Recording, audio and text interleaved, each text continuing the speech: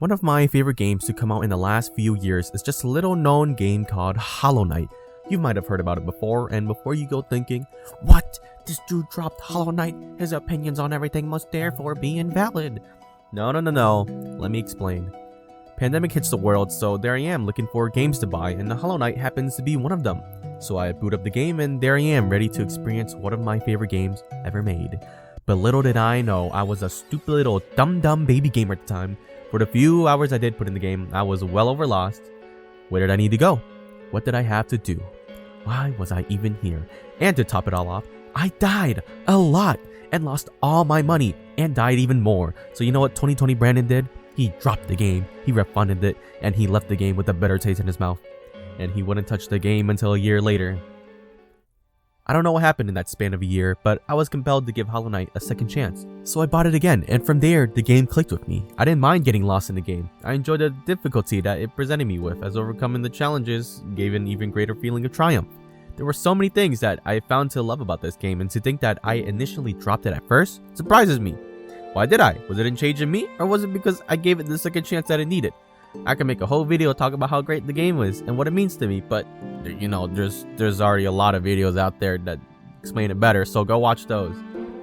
But anyway, because I was compelled to try the game a second time, I had the second chance to really experience the game that I would have missed out on originally. And now that I think about it, that might apply to a lot of the other games I dropped in the last few years. But at the same time, I tell myself, you know, maybe you dropped the game because maybe it's just not for you, or maybe it's just not good. And while you can dislike a game, I think you can still give credit to what it does to appeal to those that do enjoy the game. But this doesn't mean you can excuse every game, because there definitely are shitty games out there. Anyway, dropping games. I drop a lot of things. Games, anime, my baby sister, and I want to preface that just because I drop something, that doesn't mean that it's necessarily bad or not interesting enough. For many of them, I can give some sort of a reasoning. Maybe it's just not for me. Maybe I just haven't given it enough time, or maybe I'm just not in the mood. Okay, let's go through a list of games I want to talk about. Devil May Cry 5. I tried playing, but the lack of PlayStation controller prompts just kind of ruined it for me. Like, not having those prompts to help in a game where I presume you have to think about specific combos and inputs just made it too frustrating for me. I've grown so accustomed to PlayStation inputs, then I have to translate them into Xbox inputs, which I've never used. Then my brain wants to mix it up with the Nintendo Switch Pro controller, which is similar, but not similar. It's too much thinking for my brain, so I give up. Let's see, next game. Yu-Gi-Oh! Master Duel. I tried getting into, but that just resulted in me having to watch tutorials about the new game mechanics and cards until I am finally able to build my deck. Then I get one turn killed from the meta, and there's nothing I can do unless I want to spend some money to make new decks. So yeah, thank you, game. Very good game. Let's see, another one. Sekiro, I stupidly chose the wrong ending, so I had to restart in a new game plus, and I'm not going to suffer through trying to beat everything again to get to that point. So yeah. Alright, next one. NieR Automata. I finished the first ending and only got partway through the second route, and I dropped it. Why? Besides the simple hack and slash gameplay, I found it even more boring after finding out that the second route you play as 9S, and while it does change up the gameplay, it soon became a bore after being presented with the same level layouts and his hacking segments, as well as the story beats being mainly the same as the previous route. So what do you think I was gonna do? It was like replaying the same thing again, so I dropped the game. But about a year later, I decided, hey, I should finish this game's story, since that's what everyone really emphasizes the game on. And so I picked up the game and played through all the routes, and yeah, I did enjoy the story and the world that the game had created, but still many of the problems persisted. I just couldn't enjoy my time in the combat and the useless fetch quests they send you after, so I found myself just kind of rushing through the main story instead of, like, I don't know, exploring the world more. And while I do find myself wanting to go play NieR Replicant, I find myself in a similar predicament. While I do have my problems with parts of the game that I don't enjoy particularly, I do enjoy the other parts that it does execute well. Omori! I began, and I still haven't finished it yet. I hear about the story, and that does compel me to finish it, but I just can't seem to find the urge to just yet. My biggest problem with the game was the pacing and the gameplay. There are many parts of the game that are charming, and I love many parts about it, but at the same time, there's so many things that I can't enjoy.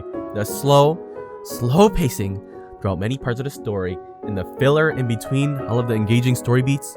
And then there's a turn-based combat which is just a thing about me, but I just can't enjoy it as much as others. But I think for Omori, the traditional turn-based combat is even more basic and simple. Like later, it just boils down to this. Well, actually no, it all boils down to a simple rock paper scissors, or just like having everyone attack seamlessly. Of course, there's always some level of strategy in turn-based combat, but here you don't really have to think about it much at all. I would still like to finish the game, but it's just some of those things that really won't give you the motivation to finish it. Speaking on turn-based combat, I want to bring up Persona 5 Royale. Now, what are my thoughts on Persona 5 Royale? I love it. I didn't know too much about the series at the time, and I just knew that one of my friends loved it. I knew it was a turn-based RPG, and it looked very stylish, so one day when I saw it on sale, I was like, hey, I should try it out. And man, picking up the controller, seeing just how beautiful and stylized the gameplay was, switching to your gun and blasting away, I was like, what? Turn-based RPGs can be this fun? The music is so good, the style fits so perfectly, and the gameplay was enjoyable for the most part. As I did drop the game for several months before finishing it, or maybe taking a break is a better choice of words here. Now, if you didn't know, Persona 5 is split up into two different areas of gameplay, or parts I'd say. You switch up between battling and fighting your way through the metaverse or palaces, or you're in the overworld, where you can play minigames, rank up social links with friends, or find other activities that'll help your character get stronger in the metaverse. And I actually enjoyed this part a lot more than I thought. I even enjoyed it sometimes more than the combat in the metaverse. It reminded me a lot of Fire Emblem 3 Houses, where you also switch up between the main combat out on the battlefield and the monastery, where you rank up social links and prepare for future battles.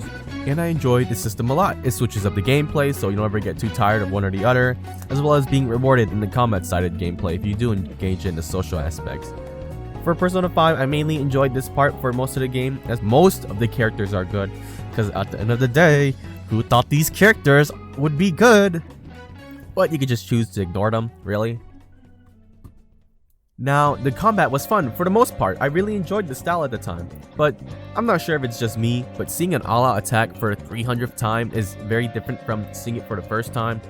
After a while, the style wore off on me. Yeah, I still think everything looks flashy and cool, but I'm gonna become numb to it after seeing it so much, especially if your game takes over 100 hours to beat, and Royale adding to that number even more. Not to mention boss battles. Boss battles are supposed to be fun and challenging, but being locked into a boss battle that takes about 45 minutes to beat, each with their own gimmick, and being tanky as well, it really just threw me off.